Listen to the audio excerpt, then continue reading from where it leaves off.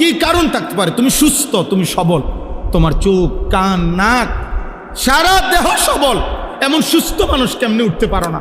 তুমি তো পঙ্গু না, প্যারালাইজড না, অক্ষম না, তুমি অন্ধ না, বুবা না, বধির না। রাসূলুল্লাহ সাল্লাল্লাহু আলাইহি সাল্লামের একজন সাহাবী, মসজিদের পাশে যার ঘর ছিল, উনি চোখে দেখতেন না। আল্লাহর নবী সাল্লাল্লাহু আলাইহি সাল্লাম নিষেধ করছিল ফজরের ওয়াক্তে যে তোমার কষ্ট হবে আসতে, আরেকজন লোক নিয়ে আসতেন, উনারা সবসময় পাইতেন না। ওই সাহাবী মসজিদ থেকে ওনার ঘর পর্যন্ত রশি বান্ধিয়া নিচে, বান্ধাওয়াইয়া নিচে ওই রশি ধরে ধরে ফজরের ওয়াক্তে মসজিদের জামাতে চলে আসতেন। হায় মুসলমান, ওই সাহাবী যদি কিয়ামতের দিন দাঁড়ায়া বলে যে হে ঈমানদার আমার নবীর উম্মত, আমি চোখবিহীন জীবনে কোনোদিন ফজরের জামাত ছাড়ি নাই, তুমি চোখ নিয়া 365 দিনে একদিনও মসজিদের জামাতে আসতে পারলো না, ও কি জবাব দিবেন? বলো না ভাই, একজন ভাই বলে কি জবাব দিবেন সেদিন?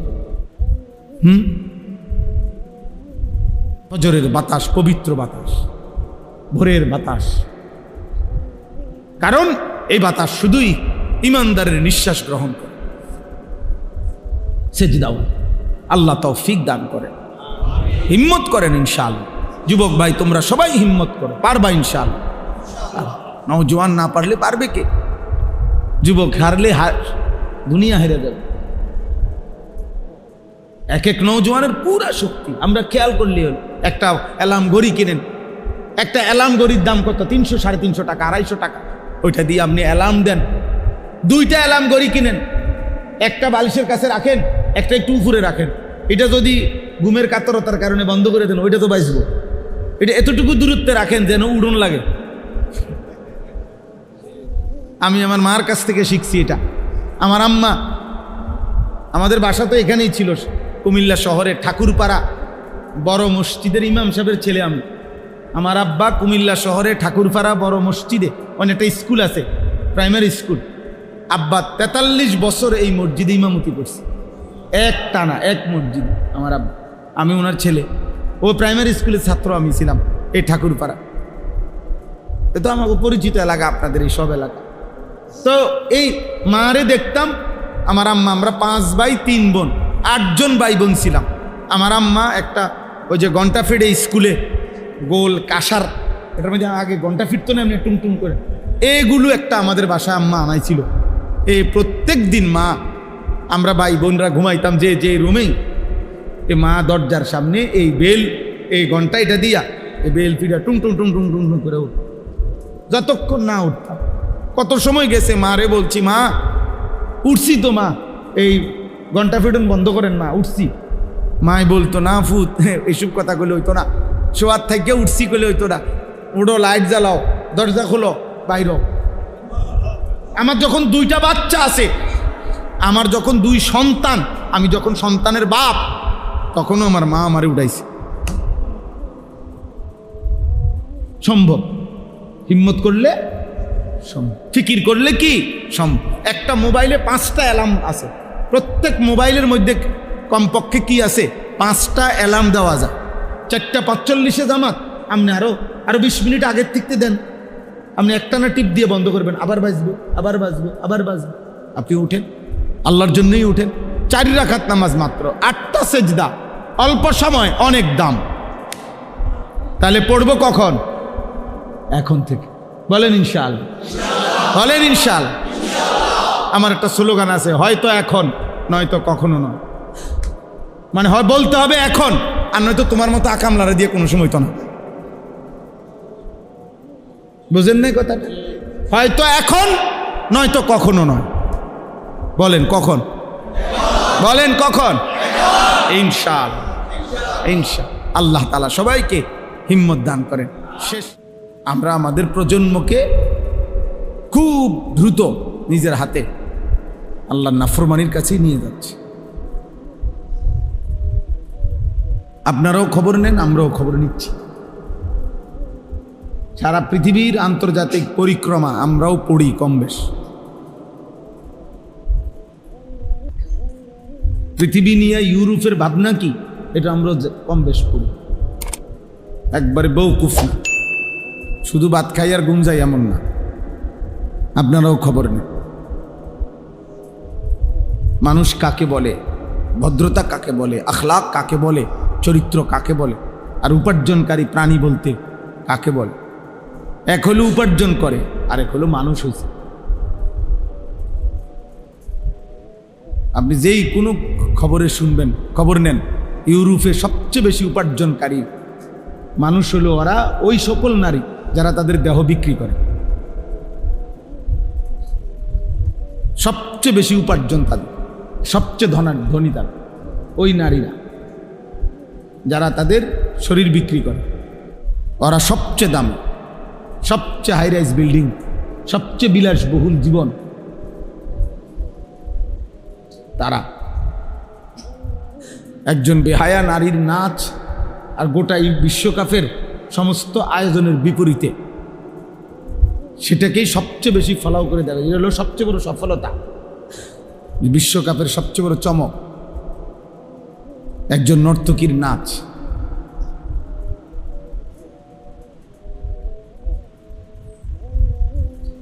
আপনারা খবর নেন পত্রিকায়, এই আগত বিশ্বকাপ উপলক্ষে সবচেয়ে বেশি হাইলাইটস করা হইতেছে কি? জুন মাসের বিশ্বকাপ। খবর নাও আব্বা। মানে ফুটবলটাকে বেশি তুলে ধরা হচ্ছে না অসভ্যতার নোংরামিকে? এটা খবর নেই। 3 দেশের আয়োজন, তো 3 দেশের আলাদা আলাদা সাংস্কৃতিক অনুষ্ঠান, মানে নাচ, পৃথক পৃথক নাচ। যার কাছে যে দূর আছে সর্বোচ্চ অতটুকু উজাড় করে পৃথিবীবাসীকে নাচ গান দেখাবে। এটাই উদ্বোধনী অনুষ্ঠান। উদ্দাম নাচ, এটাই হলো কি উদ্বোধন, বর্ণাঢ্য উদ্বোধন। এই জন্য সবাই মিলে এটা ভাবতে শিখে। একজনই ভাবেন, আপনাদের বিবেক নাই তো বলেন। এই যে এখানে সর্বোচ্চ বাচ্চাটার বয়স হবে 7 বছর, ওই বাচ্চাটা ফুললি ভিডিও করছিল কেন? তার মাকে, তার বাবা কোথায়, তার অভিভাবক কোথায়? এই মোবাইলটা তাকে কে দিল? নিশ্চিত তার কোনো না কোনো অভিভাবক। হে তো নিঃসন্দেহে 20,000 টাকা 30,000 টাকার একটা মোবাইল ওই নিয়ে আসে না। আপনি ওই একজন বাচ্চা খুঁজতে দরকার নেই। আপনি সমাজের বাস্তবতা বলেন। আপনি ওই এক, এটা যদি এমন না হয় যে কিরে আমরা এতগুলো জুনায়েদ বাগদাদির মাঝখান দিয়া এই একজন বাচ্চা করতে গাইল, এরকম বিষয়টা তো কি এমন? বিষয়টা তো এমন না। তো কাজে ওই একজনকে মেনশন করা মাকসাদ না, আমাদের সমাজ বাস্তবতা তুলে ধর। প্রতিনিয়ত আপনারা একটা মার্কেটে গিয়া, একদিনের মার্কেটে দাঁড়াইয়া ঘন্টা 2-1 দেখেন কি পরিমাণ বাচ্চাদের হাতে মোবাইল। প্রত্যেক মহিলা যারা মার্কেটিং করতেছে তাদের বাচ্চাদের হাতে কি পরিমাণ। বাচ্চাকে যাতে ডিস্টার্ব না করে এর একমাত্র মোক্ষম হাতিয়ার তারে মোবাইল। মহিলা এবার নিশ্চিন্তে মার্কেটিং করতেছে, মহিলা এবার নিশ্চিন্তে ড্রেসিং টেবিলে সাজতেছে, মহিলা এবার নিশ্চিন্তে পাশের ঘরের বাবির সাথে গল্প করতেছে, মহিলা এবার নিশ্চিন্তে ওনার মনে যা চায় তাই করতেছে। বাচ্চারে বুতেও নিত না, জিনেও নিবে না। বাচ্চা 7 আসমানও যদি তার উপরে ভাঙ্গা পড়ে কোনো টেনশন নেই, কোনো বিপদ হবে না, কারণ তার হাতে তো মোবাইল আছে। ও এটাই দেখতেছে এক মনে। এবারে তার মা যদি 3 ঘন্টা না 30 ঘন্টাও না থাকে তার অসুবিধা নাই, ওই হারাইতো না। ওরে তো আসল তাবিজ দিয়ে দিছে, ও যাতে না হারায় এটার জন্য তো তারে তাবিজ দিছেই।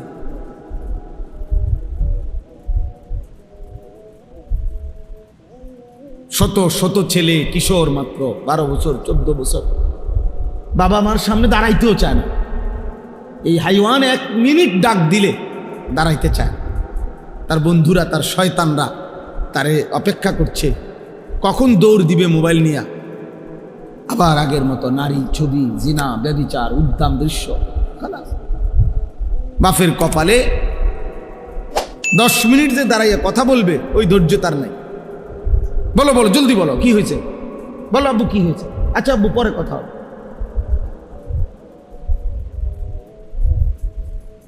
উনি ভদ্রলোক ভাবতেছে ওনার ছেলে নিজের মতো করে বেড়ে উঠতেছে, নিজের মতো করে নষ্ট হইতেছে। নিজের মতো করে কোনো কিছু বেড়ে ওঠে না, নিজের মতো করে নষ্ট হয়। ফেলে রাখলে ছেড়ে দিলে নষ্ট হয়ে যায়। এমনকি এটাই নিয়ম যে লোহাও যদি মাটির উপরে রাখে, মাটি লোহা হয় না, লোহা মাটি হয়ে যায়। মাটি কি হয় না, লোহা হয়। লোহা কি হয়, তাহলে ফেলে দিলে দামি জিনিসটাও নষ্ট হয়ে যায়, শ্রেষ্ঠ সম্পদটাও কি হয়ে যায়, নষ্ট, বেদামি হয়ে যায়। আমাদের পরম শ্রদ্ধেয় হযরত মাওলানা মুফতি শামসুল ইসলাম জিলানী সাহেব, উনি অল্প কথায় বলতেছিলেন, ফালা রাফাসা ওয়ালা ফুসুকা ওয়ালা জিদালা ফিল হজ। জীবনটা অশ্লীলতা মুক্ত, গুনাহমুক্ত করা মুমিনের কাছে আল্লাহর চাওয়া, একজন মুসলমানের কাছে আল্লাহ তাআলার প্রথম চাওয়া। এক মুসলমানের প্রথম জিম্মাদারি তারকুল মুনকারাত, গুনাহ ছাড়া। দ্বিতীয় জিম্মাদারি ফি'লুল খায়রাত, আদেশগুলো পালন করা। গুনাহ বর্জন হলো প্রথম দায়িত্ব, দ্বিতীয় দায়িত্ব হলো আদেশ পালন। প্রথমত গুনাহ বর্জন, দ্বিতীয়ত আদেশ পালন। আরবি ভাষায় বলে দাফউল মুদাররাতে মুকদ্দামুন আলা জালবিল মানফা। এটা আরবি প্রবাদ, অর্থ হলো উপকার আনয়ন করা তার চাইতে অগ্রে ক্ষতি দূর করা।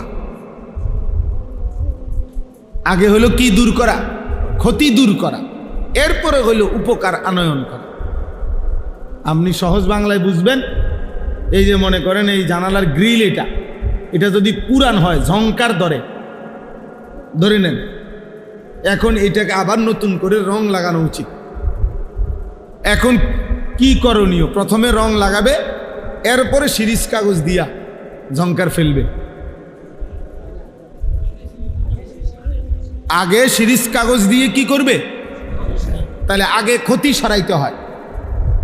এই গ্রিলের জন্য, লোহাটার জন্য ক্ষতিকর যেটা, এটা আগে কি করতে হয়, এরপরে রং লাগাইতে হয়, এরপরে উপকারটা দিতে হয়।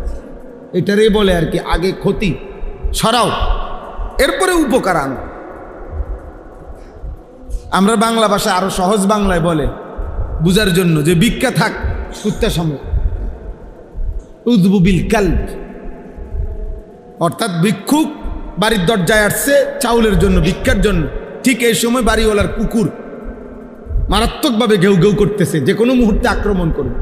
এই ভিক্ষুকের চাওয়া হলো বাড়িওয়ালার কাছে, ভাই আমার চাউলের দরকার নেই, আমার উপকার লাগতো না, আমি কি সরান, কুত্তা সরান, ওইটাতে তো আমার কামড় না, আমার চাল লাগবে না।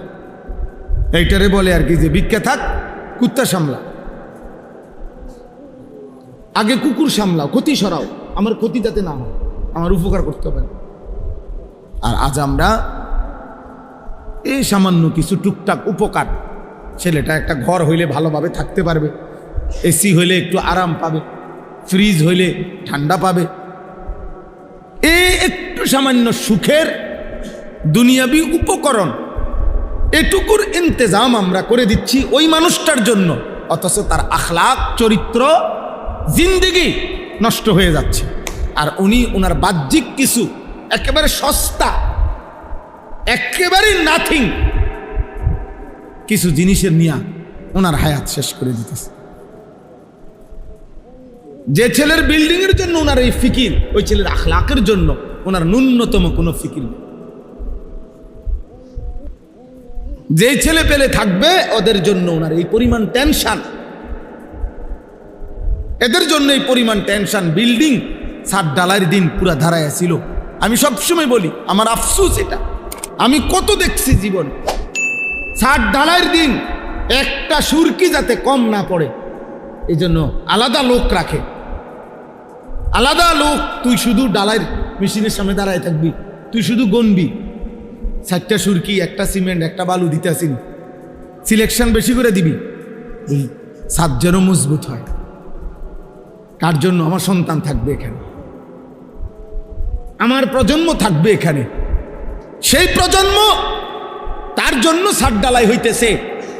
যেই সন্তান গত 365 দিনে খোদার 1 বছরে কোনোদিন ফজরের নামাজ পড়ে নাই, এমন মানুষরূপী জানোয়ারের জন্য বিল্ডিং এর ছাদ ডালাই হইতেছে। ওইটা পুরাটা জানোয়ার বেটায়, ওইটা আস্তা জানোয়ার বেটা। যার কপালে সেজদা নাই ওই জিন্দিগি জানোয়ারের জিন্দিগি, ওই জীবন পশুর জীবন, ওই জীবন মানুষের জীবন। কপাল যার মালিকের সামনে নয় না, তার চাইতে বড় বেয়াদব আসমানের নিচে জমিনের উপরে আর কেউ হয় না। কায়নাতের মালিকের সামনে মাথা নয় না, রিজিক দাতার সামনে যে মাথা নোয়াইতে পারে না, সৃষ্টিকর্তার সামনে যে মাথা নোয়াইতে পারে না, নিঃশ্বাস যিনি দেয় তার সামনে যিনি মাথা নোয়াইতে পারে না, অস্তিত্বের প্রতি সেকেন্ড যিনি বাঁচায় রাখে তার সামনে যিনি মাথা নোয়াইতে পারে না, হায়াতের এক এক সেকেন্ড যিনি দিছে তার সামনে যে মাথা নোয়াইতে পারে না, প্রতিটা আলো দেয় যিনি, অন্ধকার দেয় যিনি, রোদ দেয় যিনি, বৃষ্টি দেয় যিনি, হায়াত দেয় যিনি, তার সামনে যার মাথা নোয় না, তার চাইতে বড় বেয়াদব গাদ্দার আর কেউ হইতে পারে না। এই বেটা আস্তে, আস্তে কথা বলো, চিল্লাও কেন? বোকা ছেলে, চুপ থাকো, একদম চুপ থাকো। আব্বা ঠিক আছে, বোঝা যায় সে একটু অসুস্থ, বুঝেন নাই আমার? আপনি নাহলে প্রতিবাদ করেন, আমি উঠে যাই, অসুবিধা নেই। আপনার হিম্মত থাকলে প্রতিবাদ করেন এবং প্রতিবাদের উপরে যুক্তি দেন।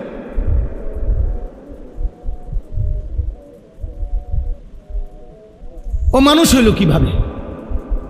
এই সন্তান কি শিক্ষিত? ওরে কি শিখাইলাম আমরা? আমাদের ভাত কম হইতে পারে আব্বা, আমরা মাদ্রাসায় পড়ছি, আমাদের দুনিয়াবি অর্থবিত্ত কম হইতে পারে, আমগো ইমাম সাহেবের বেতন কম হইতে পারে, আমগো মুয়াজ্জিনের বেতন কম হইতে পারে, তা আমরা আল্লাহ বলি নাই, সেজদা বলি নাই।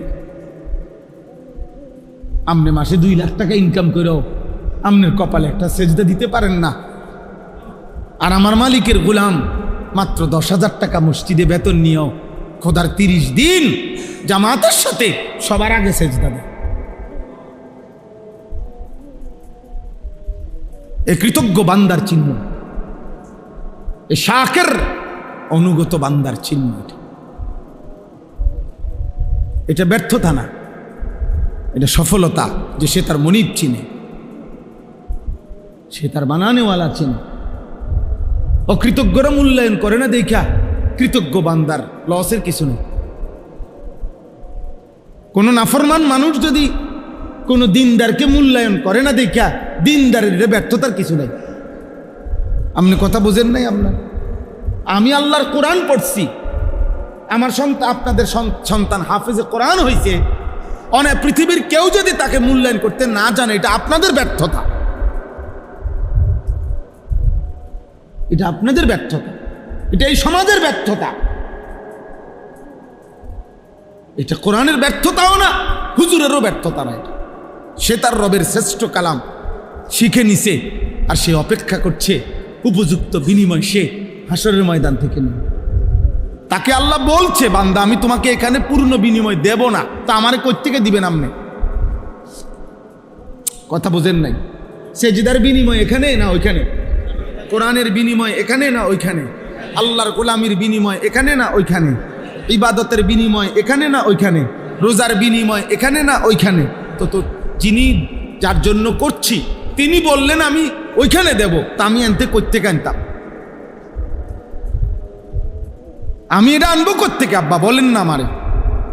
এরপরেও যে মালিক বলছে সব ওখানে দিব, এরপরেও যে কমপক্ষে খোরাকি চালাইতে আছে, ভাত দুকে খাওয়ায়, তো শুক্রিয়া।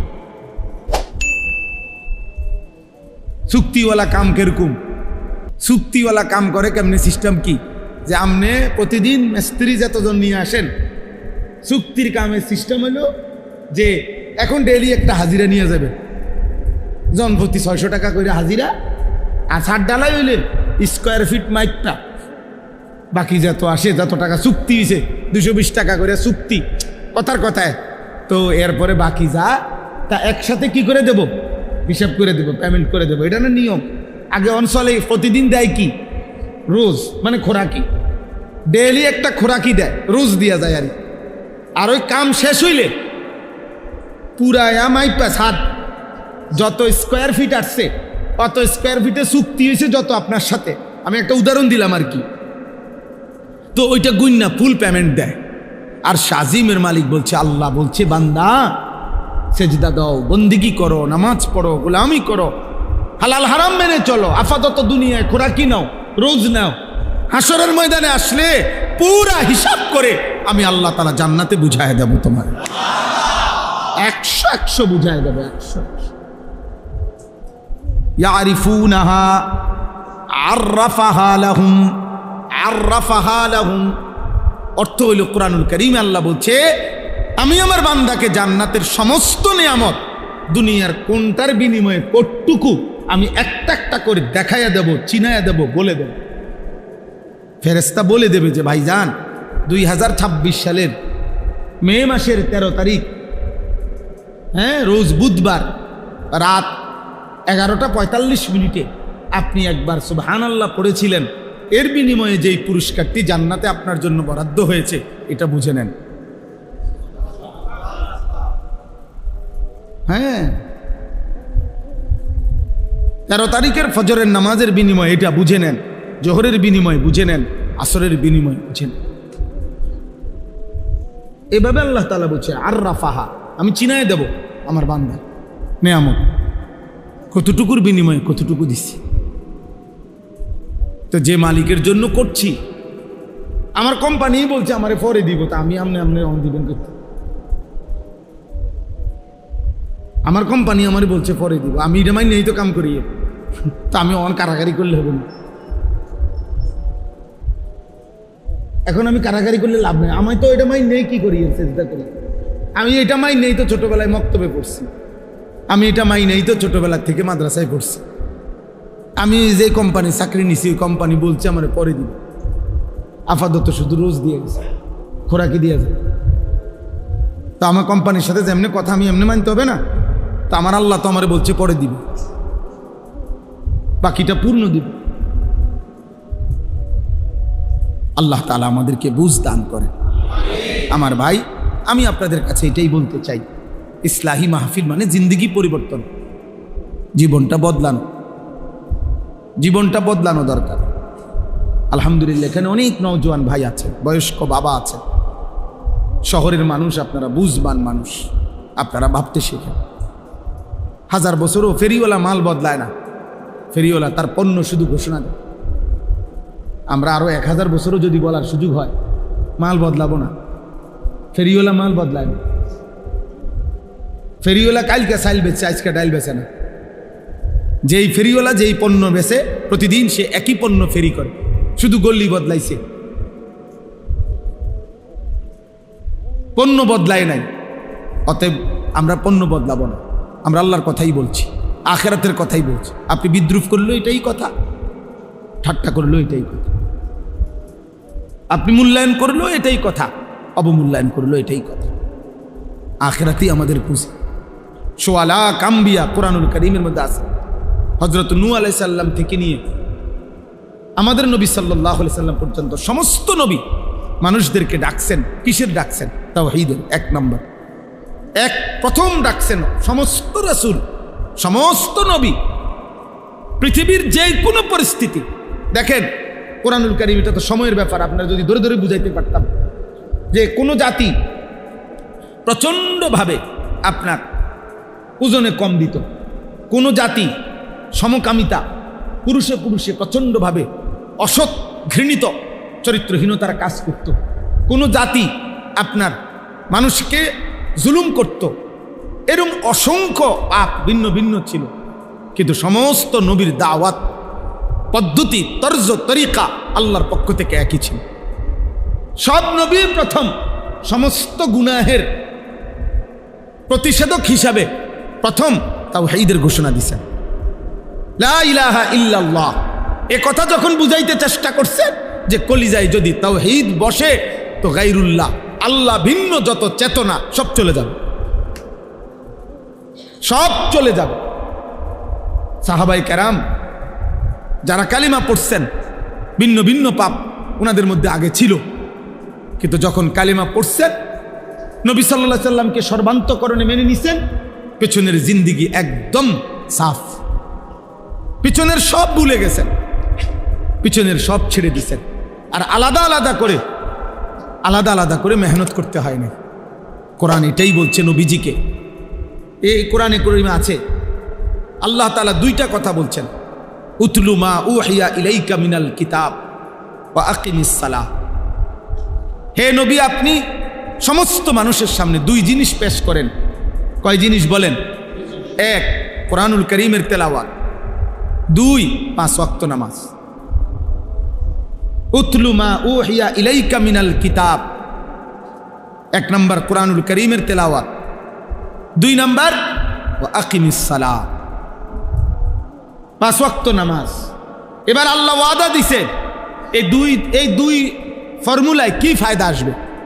আল্লাহ বলছে শুনেন, ইন্নাস সালাতা তানহা আনিল ফাহশাই ওয়াল মুনকার। এই কায়নাতে, এই মানুষের সমাজে যত অশ্লীলতা, যত গুনাহ, যত বেহায়াপনা আছে, আমি আল্লাহ বললাম কোরআনুল কারীমের তেলাওয়াত আর নামাজ একসাথে সব দূর করে দিন। আলাদা আলাদা প্রেসক্রিপশন লাগবে, চোরের জন্য আলাদা ট্রিটমেন্ট, সুদখোরের জন্য আলাদা ট্রিটমেন্ট, চরিত্রহীনের জন্য আলাদা, না না, আলগা ফাইল লাগবে না। এই দুইটাই, এই দুই ফর্মুলা চোরের সামনেও দেন, ডাকাতের সামনেও পেশ করে, সুদখোরের সামনেও পেশ করে, হ্যাঁ, ব্যভিচারী জেনাখোর তার সামনে পেশ করে, জওয়ানের সামনে এটাই পেশ করেন, বুড়ার সামনে এটাই পেশ করেন, নারীর সামনে এটাই পেশ করেন, পুরুষের সামনে এটাই পেশ করেন। আল্লাহর কোরআন, 5 ওয়াক্ত নামাজ, যার যা গুনাহ আছে সব সমূলে দূর হয়ে যায়। আমার উস্তাদে মোহতারাম আজকে ইন্তেকাল করছেন, অনেক দিন হয়। আমার একজন উস্তাদ হযরত মাওলানা ইরশাদুল্লাহ রাহমাতুল্লাহি আলাইহি হুজুর বলতেন যে আল্লাহর ওয়াদা সত্য যে কোরআনুল কারীমের বিশুদ্ধ তেলাওয়াত এবং 5 ওয়াক্ত নামাজের যথোপযুক্ত আদায় মানুষকে গুনাহ থেকে ফিরাবে। হুজুর বলেন, যার এখনো যেখানে এই দুইটি আমল করার পরেও যদি কারো গুনার অভ্যস্ততা থাকে, তাইলে বুঝতে হবে, তুমি তদন্ত করো, তাইলে হয়তো কোরআনুল কারীমের যথোপযুক্ত তেলাওয়াত হচ্ছে না তার, অথবা তার নামাজের মধ্যে কোনো না কোনো ত্রুটি আছে, নামাজের মধ্যে কোনো না কোনো ত্রুটি আছে। এই কারণেই, আর নাই তো এই দুইটা ঠিক হলেই অটোমেটিকলি এর প্রভাব প্রতিক্রিয়া এটাই আসবে যে সেই ইমানদার গুনাহ থেকে পবিত্র, অশ্লীলতা থেকে পবিত্র। এটাই বাস্তবতা যে নামাজের ত্রুটি অথবা আল্লাহর কোরআনে কি ত্রুটি, আল্লাহর কোরআনে ত্রুটি। তাইলে আমাদের বলেন, আমরা যারা নামাজ পড়ি আলহামদুলিল্লাহ, বাদ দেন যারা পড়ে না তাগর কথা, তো নামাজ পড়ি আমরা, এরকম আমাদের হালাত আমরা বলেন, আমাদের নামাজের ওযু সুন্নাত মোতাবেক ঠিক কয়জনের?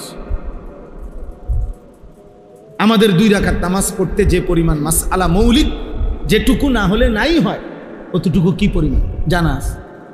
আমাদের আত্তাহিয়াতু, দোয়ায়ে কুনুত, দোয়ায়ে মাসুরা, দুরূদ শরীফ, আমাদের শুদ্ধতার কি খবর? সূরা ফাতিহা শুদ্ধ কতটুকু? 4টা সূরা শুদ্ধ কতটুকু? বলেন কি হালাত বলেন? আপনি জিজ্ঞাসা করবেন, শত শত মানুষ বলবে, হুজুর ওয়াজ প্রয়োজনে আরো 10 ঘন্টা করেন, কিন্তু এরকম ব্যক্তি বিশেষ করে আপনি এই ইন্টারভিউ লইতেন যাইয়েন না, ফেজাল লাগাইয়েন না, এই গঞ্জাম লাগাইয়েন না, আমি ওয়াজের দরকার, ওয়াজ করে, বুঝছেন না হিসাবটা? আপনার ওয়াজ লাগলে আরো করে, কিন্তু কারো গায়ে হাত দিয়েন না, মানে ডাইরেক্ট জিগায়েন।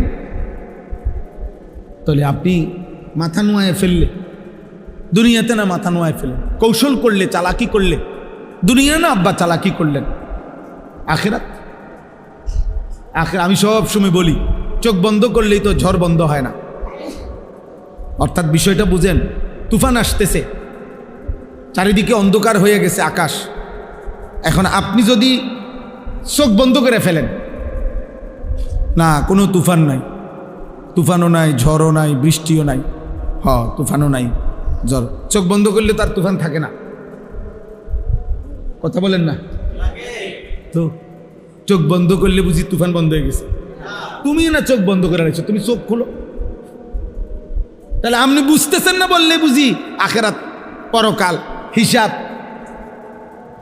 আপনি বাচ্চা যাবেন। হ্যাঁ, আপনি চালাকি করতেছেন, আপনি এনে না থামাই দিলেন, ইমাম সাহেবের থামা, আরে রাখেন হুজুর, সবসময় মাতবরি করেন, আচ্ছা থাইমা গেলাম আর কি। আখেরাত, আপনি সেক্রেটারি, আপনি সভাপতি, আপনি বৌদ্ধ শিক্ষিত মানুষ, আপনি সম্পদশালী, আচ্ছা তো ঠিক আছে, আমার না থামাইলেন, ওনারাও থামাইলেন। আখেরাত আল্লাহর হাত থেকে বাঁচবেন কিভাবে বলেন?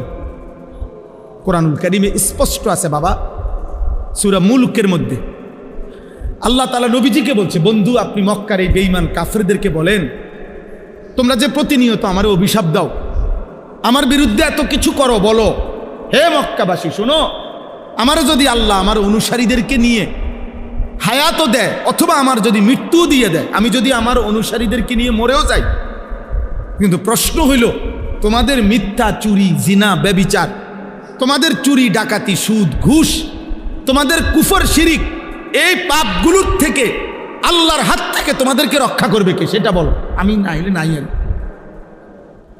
কথা বুঝেন না? মনে করেন আমরা হুজুররা নাই আর কি, আপনারা আম করে গুলি করে মেরে ফেললেন। আর এদেশের মসজিদ সব বন্ধ হয়ে গেল, মাদ্রাসা সব বন্ধ হয়ে গেল, আচ্ছা হলো আর কি, আমরাও সব না খাইয়া মরে গেলাম আর কি। কিন্তু এই সমাজের যারা চুরি করছে, জিনা করছে, মদ খাচ্ছে, জুয়া খেলতেছে, সুদ খাইতেছে, কিস্তি নিতেছে, হারাম লোন নিতেছে, যেই নারীগুলো বেপর্দা চলতেছে, হে মা ওরে জিজ্ঞাসা করেন, মা তোকে জাহান্নামের আগুন থেকে, আল্লাহর আযাব থেকে কে রক্ষা করবে? মানে আমাদের চলে যাওয়াই আপনাদের জন্য নাজাতের জন্য মাধ্যম। কথা বলেন না? আমাদের মাদ্রাসা বন্ধ হয়ে যাওয়া, মসজিদ বন্ধ হয়ে যাওয়া, উলামায়ে কেরামকে ব্রাশফায়ার করে হত্যা করে ফেললেন, ঠিক আছে, তো এতেই আপনার আল্লাহর আযাব থেকে পরিত্রাণ পেয়ে যাবেন। তো আমি বাঁচলেই আপনার কি, আমি মরলেই বা আপনার কি? আমার মৃত্যুর সাথে আপনার কি? আপনার বাঁচা আপনি কেমনি করুন এটা না করুন। কুল আরাআইতুম ইন আহলাকানি আল্লাহু ওয়া মান মাইয়া আও রাহিমানা ফামান ইউজিরুল কাফিরিনা মিন আযাবিন আলীম। এই আয়াত, হে নবী আপনি বলুন, যদি আল্লাহ আমাকে এবং আমার অনুসারীদেরকে, ওয়া মান মাইয়া আমার সাথে যারা আছে তাদেরকে আল্লাহ যদি মৃত্যু দিয়ে দেয় অথবা বাঁচিয়েও রাখে, আমরা মরি কিংবা বাঁচি, কিন্তু প্রশ্ন হলো হে মক্কাবাসী, আল্লাহর আযাব থেকে তোমাদেরকে রক্ষা করবে কি? তোমাদেরকে যুবক ভাই তোমরা বলো ভাই, প্রতিনিয়ত তোমরা যারা নারী দেখো, ছবি দেখো, মোবাইলে অস্থির দৃশ্য দেখো, আব্বা তোমারে বাঁচাইবে কে? এই গুনাহ শেষ পর্যন্ত কোথায় নিয়ে যাবে? আপনারা যারা হারাম রোজগার করেন, আপনাদের এই হারাম রোজগার শেষ পর্যন্ত আপনাদেরকে কে রক্ষা করবে? আপনাদের সন্তান, আপনাদের বিল্ডিং, আপনাদের দুনিয়াবী ক্ষমতা? তো আল্লাহ তাআলার হাত থেকে কোরআন শরীফে স্পষ্ট একটি আয়াত আছে, সাংঘাতিক কথা। আল্লাহ বলছে আম আবরামু আমরান ফা ইন্না মুবরিমুন। আল্লাহ বলছে হে নাফরমান বান্দা, তোমার জাহান্নামের আযাব আমি কি দেব? খোদার কসম আল্লাহ বলে, আমার আযাব আমি ঠিক করে রাখছি, তুমি নাফরমান, আমি আল্লাহর হাত থেকে কেমনে বাঁচবা তুমি ঠিক করো, তোমার বুঝ তুমি করো, আমার বুঝ আছে, আমি আল্লাহর কাছে আযাব আছে, আমি রেডি করে রাখছি, যে তুমি আমার হাত থেকে বাঁচবে কিভাবে তা তুমি রেডি করো। বলেন বলেন আমরা যারা নামাজ পড়েন না, যারা ফজরের নামাজ পড়েন না, দিনের পর দিন, মাসের পর মাস, বলেন বাপ, কি বুঝাইতে চাচ্ছেন নিজেকে? ভদ্রলোক কারে বুঝান? এটি মানুষেরে, মানুষে বুঝে না, মানুষে চিরা খায়। হ্যাঁ, সুদখোর আমনে নিজেরে ভদ্রলোক বুঝান, আর আমরা চিরা খাই, আমরা বুঝি না। কিস্তিখোর আমনে ভদ্রলোক বলতে চান, আমরা বুঝি না, আমরা ভাত খাই না, আমরা বাতাসে বুড়ো বয়সে যাব। হ্যাঁ, লোন মানে কি আমরা বুঝি না, কিস্তি মানে কি আমরা বুঝি না, আমরা শান্তির দেশের থেকে আসছি। সুদ মানে কি আমরা বুঝি না। আমি বলতে পারলাম না আর কি, আপনার কথা বুঝেন নাই, আপনার ক্ষমতার জোরে আমি পারলাম না আপনার লগে, কিন্তু আমি না বুঝার কিছু আছে নি। এটা কোনটা আলো কোনটা অন্ধকার এটা না বুঝার কি? কোনটা হালাল কোনটা হারাম, কোনটা পবিত্র অপবিত্র, খাবার যার অপবিত্র, খাবার যার হারাম, সে ভদ্রলোক হয় কেমনে? হারামখোর ভদ্রলোক হবে কেন? সুদখোর ভদ্রলোক হবে কেন? ঘুষখোর ভদ্রলোক হবে কেন? কোন নারী অর্ধ উলঙ্গ থাকা, তার শরীরের অঙ্গ প্রত্যঙ্গ বেপর্দা করা, এটা কালচার হইতে পারে না, এটা সভ্যতা হইতে পারে না, এটা সংস্কৃতি হইতে পারে না, এটা স্টাইল হইতে পারে না, এটা অসভ্যতা হইতে পারে, অসভ্যতা হইতে পারে। আর নয়তো তুমি কাগজে কলমে প্রমাণ করে দাও যে নিজের শরীরের কিছু অংশ প্রদর্শন করা, পর পুরুষকে দেখানো, এটা সংস্কৃতি, এটা কালচার, এটা সৌন্দর্য। কিভাবে সৌন্দর্য? কোন যুক্তিতে? কোন যুক্তিতে? এটা পৃথিবীতে প্রাচীন কাল থেকে নারীর এই বেপর্দা জীবনকে আজীবন মানুষ ঘৃণার চোখে দেখছে। আপনি এটাকে এখন ভদ্রতার মুখোশ লাগাইলে হবে নাকি? কথা বলেন না। হ্যাঁ, আপনি নতুন করে এটার মধ্যে লেভেল দিয়ে দিলে হইব, নতুন আস্তর দিলে হবে নাকি? এই জন্য আমি আপনাদের কাছে আজকের এই মোবারক ইসলাহি মাহফিলে মনে করাইতে চাই, মনে করাই আমাদের জীবনের প্রথম ডিউটি গুনাহ ছাড়া। এটা আমার হুজুরে বললেন, আমি এই জন্য হুজুরের কথাটা আমারও দিলে লাগছে, আমিও বললাম। নবীজি সাল্লাল্লাহু আলাইহি সাল্লাম বলছেন, ইজা আমারতুকুম বিশাইইন ফাতু মিনহু মাসতাতাতুম। আমি নবী তোমাদেরকে যদি কিছু করতে বলি, তোমরা তোমাদের সাধ্যের সবটুকু দিয়ে তা করো। ওয়া ইজা নাহাইতুকুম বিশাইইন ফাতরুকুহু। আর যদি আমি কিছু নিষেধ করি তা পুরাপুরি ছেড়ে দাও। এখানে গুরুত্বপূর্ণ কথা হচ্ছে, হাদিসের ব্যাখ্যায় আছে, আদেশের ক্ষেত্রে নবীজি বলছে সাধ্যটুকু দিয়ে করো, কিন্তু নিষেধের বেলায় বলছে শতভাগ বর্জন করো। কথা বুঝেন না? মনে করেন নফল নামাজ আমি বললাম, তা আমি পড়লাম, আপনি পড়লেন 2 রাকাত, উনি পড়লো 6 রাকাত, উনি পড়লো 8 রাকাত, হইতে পারে। দান সদকা করতে বললাম যে মসজিদ সুন্দর হয়েছে, আপনারা সবাই দান করেন, তো আপনি দিলেন 10 টাকা, উনি দিল 100 টাকা, উনি দিল 1000 টাকা, এটা হইতে পারে। আদেশটি সাধ্য মতো দেন, কিন্তু মিথ্যা বলা ছেড়ে দেন, তাহলে এইটা সমান। চুরি করা ছেড়ে দেন, এটা সমান। সুদ খাওয়া ছেড়ে দেন, এটা সমান। এটাই নবীজি বলছে, আদেশটুকু সাধ্যের ভিতরে যে দূর হয় পালন করো, আর নিষেধটুকু শতভাগ কি করো? বর্জন করো। আমরা মাদ্রাসায় ছাত্রদেরকে বুঝাই, চেষ্টা করি বুঝাইতে যে আব্বা, তোমার মেধার ভিত্তিতে, পড়ালেখার মুখস্থ শক্তির ভিত্তিতে রেজাল্ট ক্রমিক নম্বর কম বেশ হইতে পারে, কিন্তু আখলাক বরাবর হইতে হবে। মনে করেন দাঁড়াইয়া পেশাব করা ঠিক না, এটা একটি ক্লাসের কতজন ছাত্রের জন্য ঠিক না? প্রত্যেকের টয়লেট পেপার ব্যবহার করা উচিত, এটি একটি ক্লাসের কতজন ছাত্রের জন্য উচিত? এ বুঝিনি হিসাবটা। ক্রমিক নং ফলাফলের ক্রমিক ভিন্ন হইতে পারে, আপনার 1, তার 2, তার 3, তার 4, তার 5, তার 6, তার 7, 10, এই ক্রমিক নং হইতে পারে ভিন্ন পড়ালেখার, কিন্তু আখলাক বরাবর। আখলাক বরাবর, চরিত্র বরাবর হইতে হয়। এটাই সাহাবায়ে কেরামের মধ্যে আবু বকর সিদ্দিকের থেকে এরকম ধারাবাহিকতা আকপিস হইতে পারে, কিন্তু আখলাকের ক্ষেত্রে, ইমানের ক্ষেত্রে, সেজদার ক্ষেত্রে, নামাজের ক্ষেত্রে ওনারা জিন্দেগিকে বরাবর বানাচ্ছে। আল্লাহ তাআলা আমাদেরকে বুঝার তৌফিক দান করেন। আপনারা প্রত্যেকেই চেষ্টা করেন। আজকে আমি আর দেরি করব না, প্রত্যেকে আমরা চেষ্টা করি আজকের এই ইসলাহি মাহফিল ইসলাহি মাহফিল মানেই হচ্ছে সংশোধনের মাহফিল, নিজেকে সংশোধন করা। এই মনে করেন মোবাইলটা আমার নষ্ট হয়ে গেছে, আমি মিস্ত্রির কাছে দিছি, এটা ঠিক করে দেন, মেরামত করা, এইটারই কয় ইসলাম। এই যে ইসলাহি মাহফিল মানে হলো মেরামত করা, সংশোধন করা, ঠিক করা।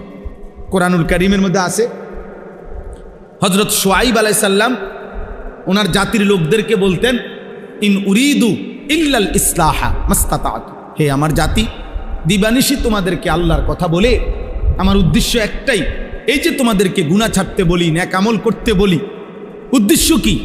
তিনি বলতেন উদ্দেশ্য হলো আর কিছুই নয়, ইল্লাল ইসলাহা, শুধুই তোমাদের ইসলাহ, সংশোধন।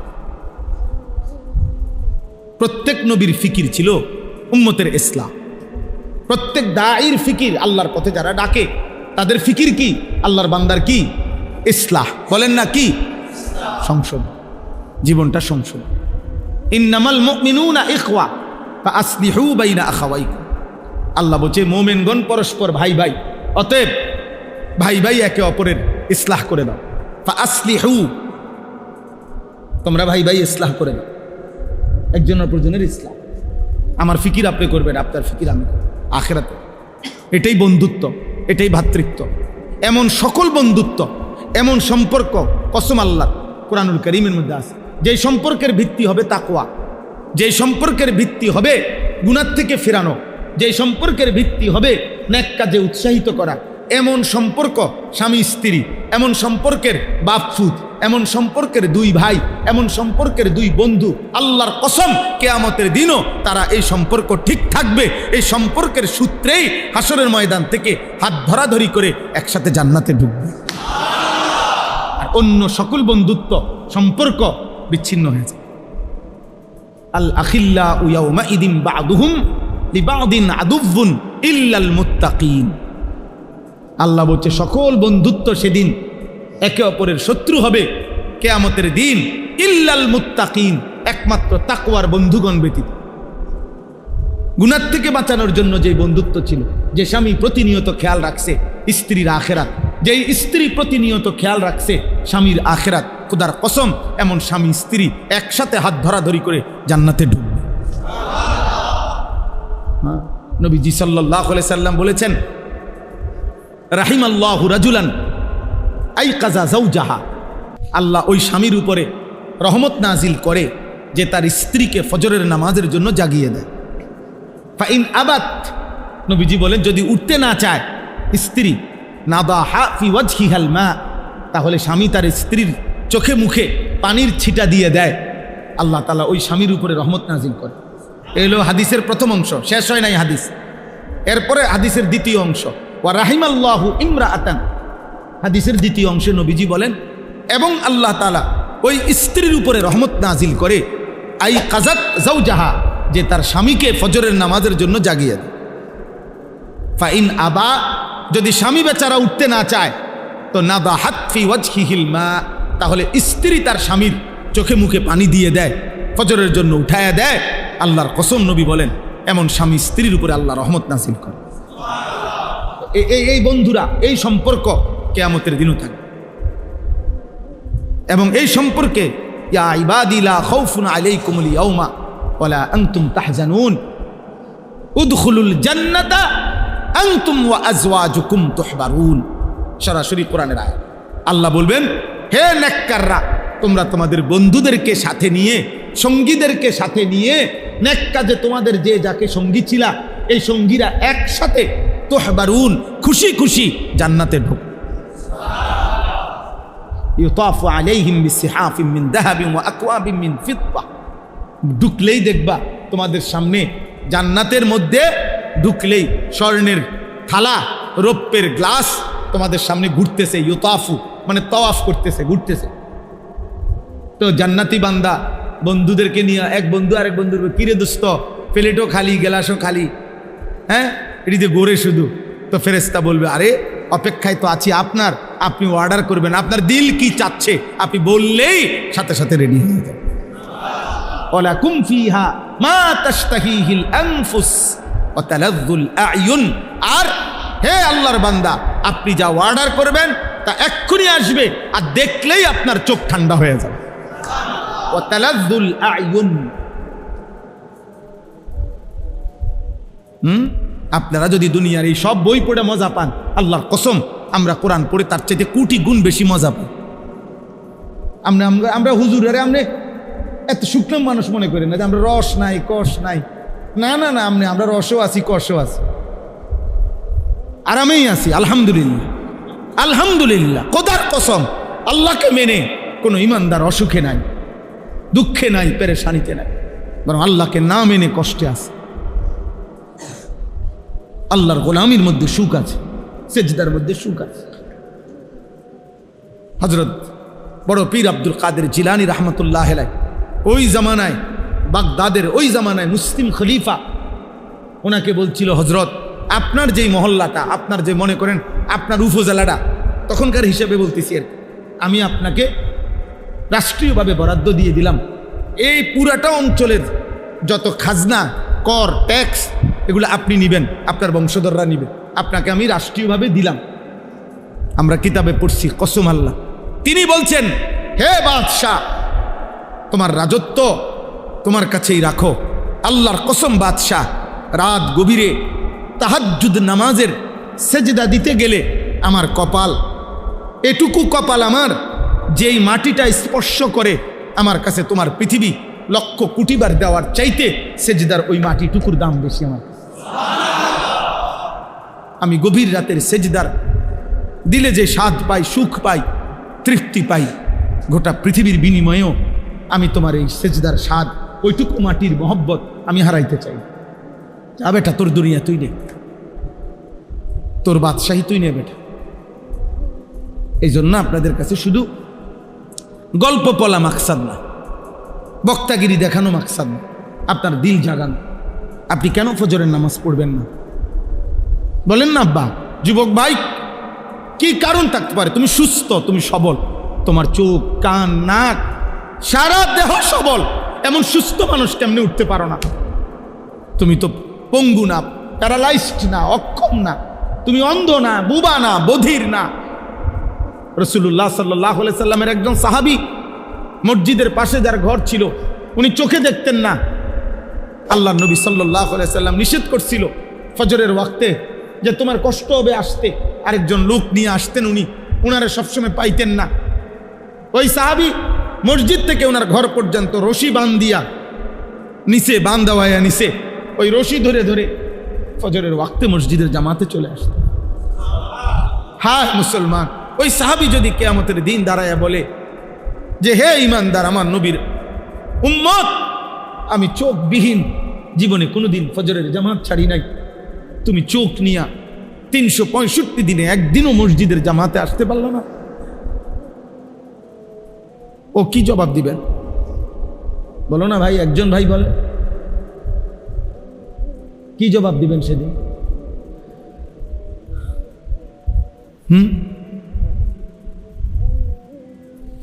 ওই ছেলে দেখেন, তার পুরা মনোযোগ মোবাইলের দিকে, ওই দেখেন, ভাইয়া আল্লাহ তোমারে দয়া করে, আবার হাসে।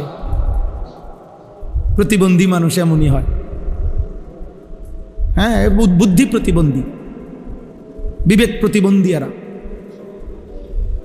সব পরিবেশে তাদের কাছে একরকম মনে হয়, এরা বুদ্ধি প্রতিবন্ধী। মসজিদ, ঘর, রাস্তা, দোকান সবই যার কাছে বরাবর মনে হয়। হ্যাঁ, আমি ছেড়ে দেওয়ার মানুষ, আমি আর আইতাম না দরকার হলে কোন,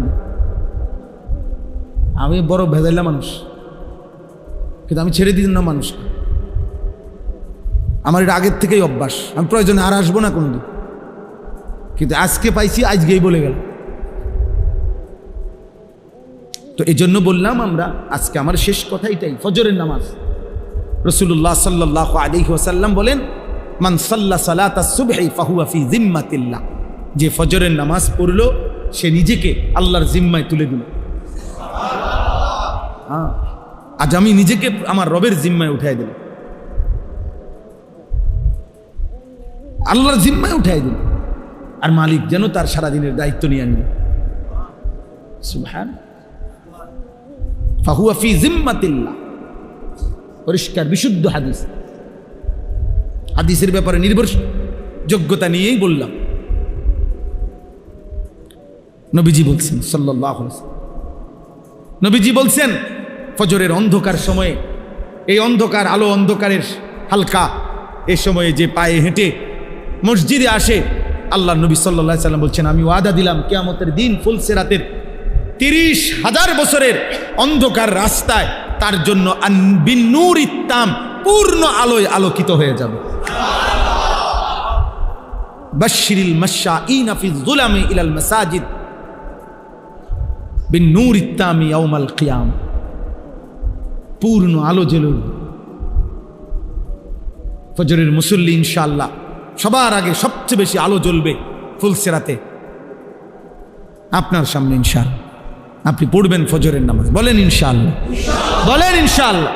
হিম্মত করেন। ঘুমিয়ে তো আব্বা, আর তো কিছু না, একটাই তো শুধু সমস্যা, প্রতিবন্ধকতা তার কিচ্ছু না, চাকরিও না, ব্যবসাও না, দোকানও না, স্কুলও না, অফিসও না, ডিউটিও না, কোচিংও না, কিছুই তো না রে আব্বা। প্রতিবন্ধকতা কয়টা? একটাই। কি? এই তো একজন আশরাফুল মখলুকাত ইনসান একটি প্রতিবন্ধকতার সামনে হেরে গেলা। এমন কাপুরুষ বুঝি মুসলমান হয়, এমন আকামলা বুঝি মুসলমান হয়? তুই রে বেটা, তোমার দিয়ে কি হবে বেটা? ভাত খানা ছাড়া। হ্যাঁ, ভবিষ্যতে কি হবে? বিয়ে করবে, 2-3টা বাচ্চা হবে, একটা বিল্ডিং হবে, সামাজিক একটা স্ট্যাটাস হবে। মানে কি? বাজার সাজার করে খাইতেছে, কথাবার্তা শুদ্ধ বলে, দাঁতের আগায়। কেমন আছেন আঙ্কেল? ভালো আছেন? কেমন চলতেছে আঙ্কেল? একটা ভালো সোফা কিনেছে আঙ্কেল, আমেরিকার থেকে, মালয়েশিয়ান কাঠ দিয়ে বানায়, একটু সুযোগ থাকলে দেখে আইসেন।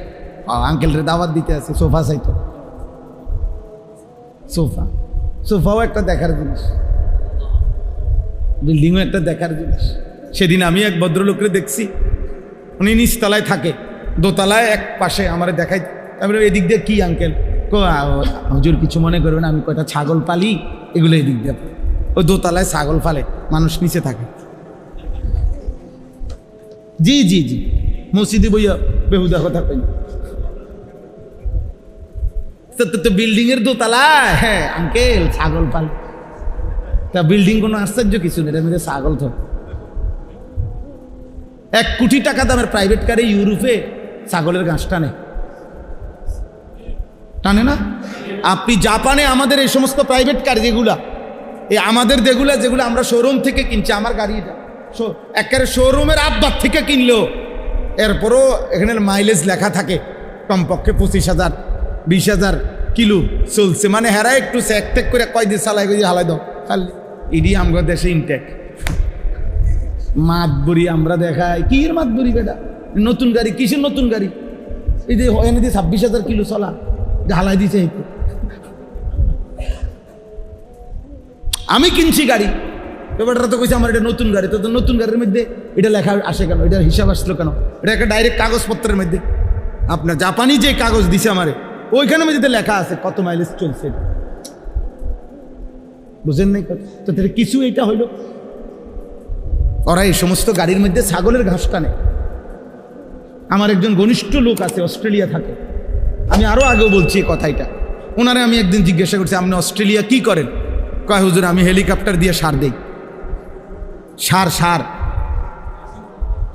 সার দেয় হেলিকপ্টার দিয়ে। কি দেয়? তো আমরা বাংলাদেশে হেলিকপ্টার দিয়ে সার দিব কোন বছর? আমরা অটোই দিই শেষে না। তাহলে দুনিয়া কোন দিন হবে আব্বা? কি আহামরি দুনিয়া কি হবে মোমেনের জন্য? আপনাদের আমাদের সবার বিল্ডিং যেদিন 10 তলা শেষ হয়ে যাবে, সেদিন ইউরোপ আমেরিকায় শুনবেন 100 তলার গুলো পুরান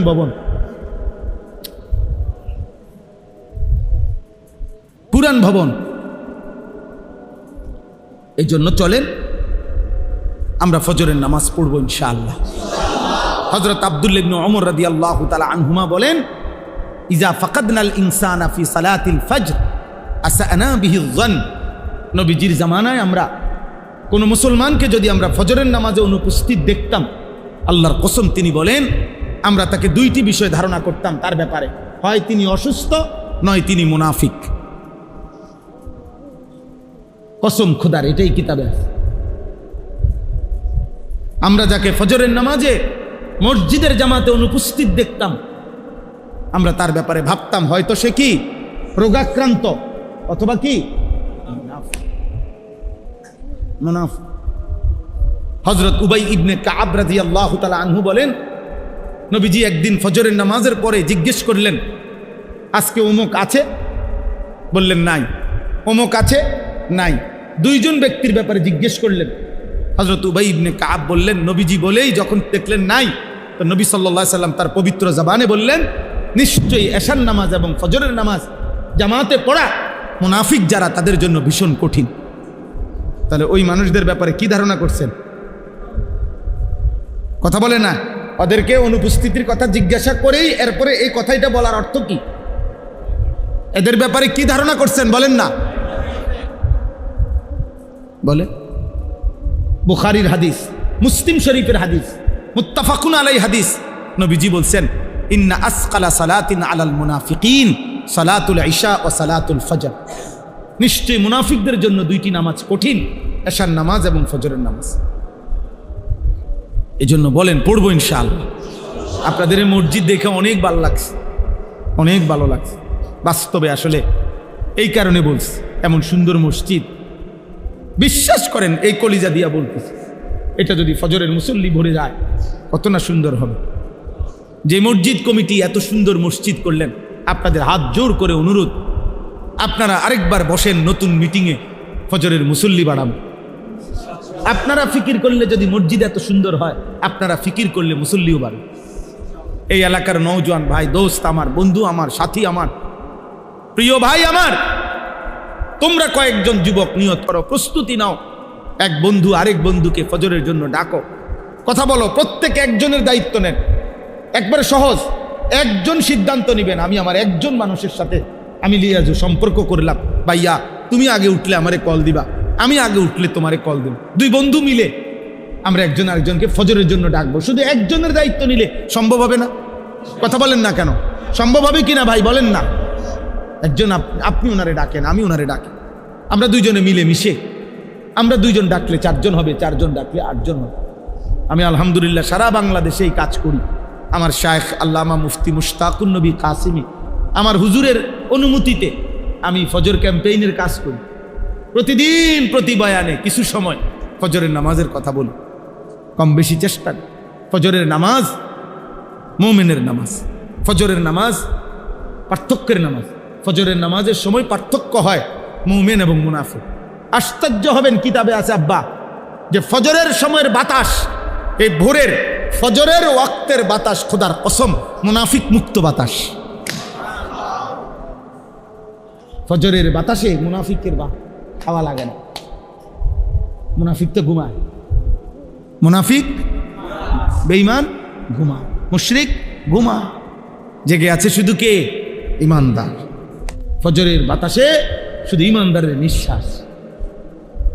ফজরের বাতাস পবিত্র বাতাস, ভোরের বাতাস, কারণ এই বাতাস শুধুই ইমানদারের নিঃশ্বাস গ্রহণ করে। সেজদাও আল্লাহ তৌফিক দান করেন, হিম্মত করেন ইনশাআল্লাহ। যুবক ভাই তোমরা সবাই হিম্মত করো, পারবা ইনশাআল্লাহ। নওজোয়ান না পারলে পারবে কে? যুবক হারলে দুনিয়া হেরে যাবে। এক এক নওজোয়ানের পুরা শক্তি আমরা খেয়াল করলে হল। একটা অ্যালার্ম ঘড়ি কিনেন, একটা অ্যালার্ম ঘড়ির দাম কত? 300, 350 টাকা, 250 টাকা। ওইটা দিয়ে আপনি অ্যালার্ম দেন। দুইটা অ্যালার্ম ঘড়ি কিনেন, একটা বালিশের কাছে রাখেন, একটা একটু উপরে রাখেন। এটা যদি ঘুমের কাতরতার কারণে বন্ধ করে দেন, ওইটা তো বাঁচবো। এটা এতটুকু দূরত্বে রাখেন যেন উড়ন লাগে। আমি আমার মার কাছ থেকে শিখছি এটা। আমার আম্মা, আমাদের বাসা তো এখানেই ছিল, কুমিল্লা শহরে ঠাকুরপাড়া বড় মসজিদের ইমাম সাহেবের ছেলে আমি। আমার আব্বা কুমিল্লা শহরে ঠাকুরপাড়া বড় মসজিদে অনেকটা স্কুল আছে, প্রাইমারি স্কুল। আব্বা 43 বছর এই মসজিদে ইমামতি করছে, এক টানা এক মসজিদ। আমার আব্বা, আমি ওনার ছেলে। ও প্রাইমারি স্কুলের ছাত্র, আমি ছিলাম এই ঠাকুরপাড়া। এ তো আমাকে পরিচিত এলাকা, আপনাদের এই সব এলাকা। তো এই মারে দেখতাম, আমার আম্মা, আমরা 5 ভাই 3 বোন। 8 জন ভাই বোন ছিলাম। আমার আম্মা একটা ওই যে ঘন্টা ফিটে স্কুলে গোল কাঁসার, এটার মধ্যে আগে ঘন্টা ফিরতো না এমনি টুমটুম করে, এগুলো একটা আমাদের বাসায় আম্মা আনাইছিল। এই প্রত্যেক দিন মা, আমরা ভাই বোনরা ঘুমাইতাম যে রুমেই, এ মা দরজার সামনে এই বেল, এই ঘন্টা এটা দিয়া এই বেল ফিরা টুম টুম টুম টুম টুম টুম করে উঠ, যতক্ষণ না উঠতাম। কত সময় গেছে মারে বলছি, মা উঠছি তো মা, এই ঘন্টা ফিটুন বন্ধ করেন মা, উঠছি। মাই বলতো না ফুত, এইসব কথা বলে হইতো না, শোয়ার থেকে উঠছি বলে হইতো না, উঠো লাইট জ্বালাও, দরজা খোলো, বাইর। আমার যখন 2টা বাচ্চা আছে, আমার যখন 2 সন্তান, আমি যখন সন্তানের বাপ, তখনও আমার মা আমারে উঠাইছে।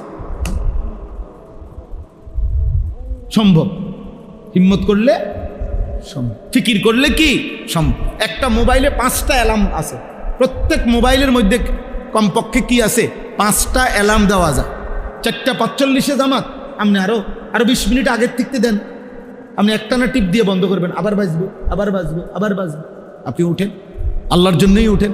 4 রাকাত নামাজ মাত্র, 8টা সেজদা, অল্প সময় অনেক দাম। তাহলে পড়বো কখন? এখন থেকে। বলেন ইনশাআল্লাহ, বলেন ইনশাআল্লাহ। আমার একটা স্লোগান আছে, হয়তো এখন নয়তো কখনো নয়। মানে হয় বলতে হবে এখন, আর নয়তো তোমার মতো আকামলারা দিয়ে কোনো সময় তো না। বুঝেন নাই কথাটা? হয়তো এখন নয়তো কখনো নয়। বলেন কখন? বলেন কখন? ইনশাআল্লাহ, ইনশাআল্লাহ। আল্লাহ তাআলা সবাইকে হিম্মত দান করেন। শেষ কথা হলো, ফজরের নামাজ বিজয়ের নামাজ। ফজরের নামাজ, মাহাদির সৈনিক যারা হবে তারা ফজরের নামাজের পরেই মাহাদি এবং ঈসা নবী শেষ দাজ্জালের বিরুদ্ধে যুদ্ধ করবে এবং বিশ্বময় দাজ্জালকে হত্যা করে, সমস্ত বেঈমানদেরকে হত্যা করে ফজরের মুসল্লিদেরকে নিয়ে মাহাদি এবং ঈসা, আল্লাহর কসম, বিশ্বময় ইমানের পতাকা, কালেমার পতাকা, বিজয়ের পতাকা উড়াবে। এবং সেই কাফেলা হবেই হবে আব্বা, এ তোমার নবীর বাণী। দেখার বিষয় হলো তুমি সেই কাফেলায় থাকবে কিনা, অথবা তোমার পরবর্তী প্রজন্ম থাকবে কি। কাফেলা তো হবেই, মাহাদির কাফেলা তো হবেই। দাজ্জালের বিরুদ্ধে মুমিন তো লড়বেই, লড়বে না? কেউ না কেউ লড়বে। দোয়া করেন যে আল্লাহ যেন আমাকে তৌফিক দেয়, আমার প্রজন্মকে, আমাদের জেনারেশনকে আল্লাহ তাআলা যেন ঈমান আমলের জীবন দান করে। এরকম নতুন নতুন ইসলামিক ভিডিও পেতে আমাদের চ্যানেলটি সাবস্ক্রাইব করে আমাদের পাশে থাকুন। ধন্যবাদ।